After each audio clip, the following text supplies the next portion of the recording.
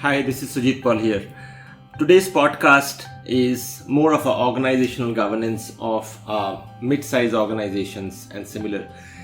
This podcast will be short enough for those promoters and organizations to understand as to if they really and truly want to move to the next level in terms of their turnover, in terms of their business, in terms of their processes, in terms of their business SOPs and processes. What are the prerequisites and how they should actually take it forward.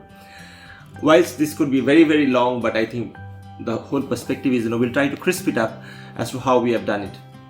I myself have been in the journey of multiple organizations, right from Asian Paints, Bata, Eastman Kodak, Reliance, Apollo, Columbia Asia, so on and so forth. So we have done it over and over and over and over again. We have seen what works, what don't works. So primarily what people should do is that first is they should understand to know that where they are standing at this point of time. This is very crucial. That first phase is do a complete analysis to understand where you are. Be true and do not try to shadow or obstruct scenarios so that you don't understand and you kind of camouflage things. It will never work for you then. Once you know that where you're standing, try to get the best of resources.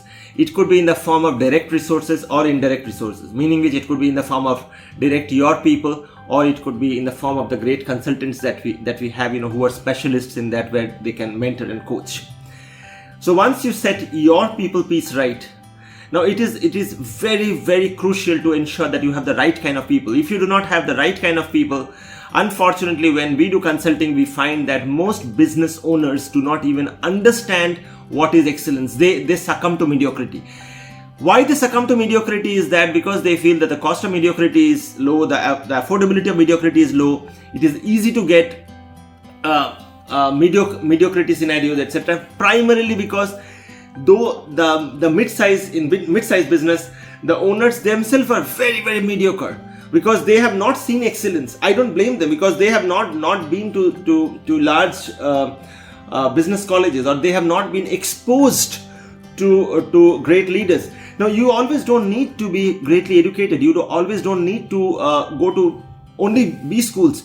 You at least need to know in which direction things need to go. You at least need to understand that what is the difference between mediocrity and non-mediocrity.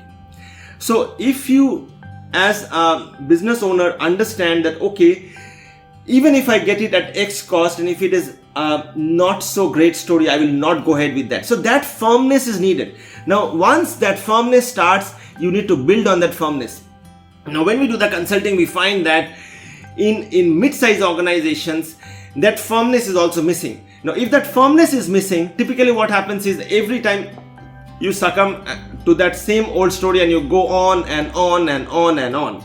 So once you kind of start believing that, yes, I will get into that excellence part of it, I'll get into that super business process, then this set of people that you have hired, start empowering them. Because if you do not know the subject and if you have got the best of talents, then allow them to do it. And trust me, things can never happen in short term. It have to take time. You cannot give birth to a child, human child, in 2 to 3 months. You have to give it that 9 months or 10 months. So similarly, in today's world, when I see startups getting into ziffies of curves and then they fall down, and that is the reason when there is an artificial inflation, when there is a so-called valuation story, then they can't even get into a stock market. Because those may not be the true profits. It is in a change of hand from one hand to the other, to the other, to the other. And ultimately, everyone is just trying to exit. Coming back to the main point. So once you have the best of people, even if you don't have the best of people, if you cannot afford best of people, take the number 2s, take the number 3s, but ensure that they understand the goal of the organization and you support them to the fullest to get into that goal. Now, what do these people need? They need your support. If you don't support, they would be there trusting you, but ultimately they would all go off. So ensure that you give them time, and support is not where it is suffocating support. You feel, okay, they are asking, let me help. No, you need to be spontaneous to do that. You need to ensure that it comes from yourself. Unless you as a promoter don't get into that spontaneity mode, after some time you'll crack. And you'll say, hey, I don't want you people. Or, subconsciously you feel, what's actually happening. So unless it's spontaneous, It will never happen. So once these people start working, support them to the fullest, ensure that whosoever that you have taken as a chief of or to drive the plane, you give them that mental support, because if that chief of yours, because people below him, he can support, but you have to support him. If you do not understand his wavelength, if you do not understand his psychology, and if that chief, who either it's the helm of the CEO or whosoever, whatever it is, if you do not know how to keep him motivated, if you do not know that what is it that he likes, dislikes, what is it that you should give to him, what are his preferences, then you demotivate that person. Now there is the will that breaks down. If that chief of yours is not motivated enough, if not charged enough, if you do not know how to take care of him, then eventually that downline breaks over a period of year or two. When it is because you've been mediocre, you are not been able to understand him. You have got him, but you have not been able to understand him. If you don't understand him, then you are breaking this chain. Now if you are breaking this chain, then how do you expect that he been made with blood and flesh, he will consistently pump in energy to his people down the line? Because you are not fueling him.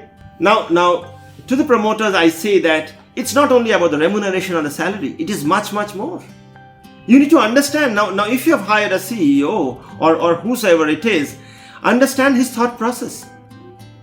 If you can't understand his thought process, if you can't get into that link, then this link breaks, and ultimately after a couple of years, the organization again comes back to the same part, and it is a vicious cycle, and the organization don't grow. So it's very important that this whole team empower them, set the direction, let people run. Whether you succeed or you learn is not the point, but at least there will be an endeavor that there is some momentum that is coming back into the organization. The old scales will churn back again. The old ship will rotate again. If that does not happen, anyway your ship will sink. Anyway some big shark will come and eat it off. So why not go full throttle, give full support to people? And there is where the mid-sized companies, whoever have done that, they've actually grown. We have enough names in India and the other subcontinents where people have also grown. And eventually, the promoters have gotten a lot of money, investors are happy, so on and so forth. So it is very important that when new fresh people come in, when new fresh blood come in, there are a lot of things that is to be done. It is never only about how much money we are paying to them. It is much more than that. Anyway, whosoever comes, they would need a certain amount of remuneration. I don't think that's the point of discussion here. It is much more than that. To know more about this as to how you can scale up your organization, how you can build a process of excellence in your mind and the organization, reach out to us. We'll talk more and see how best we can do a transformation. Thank you so much.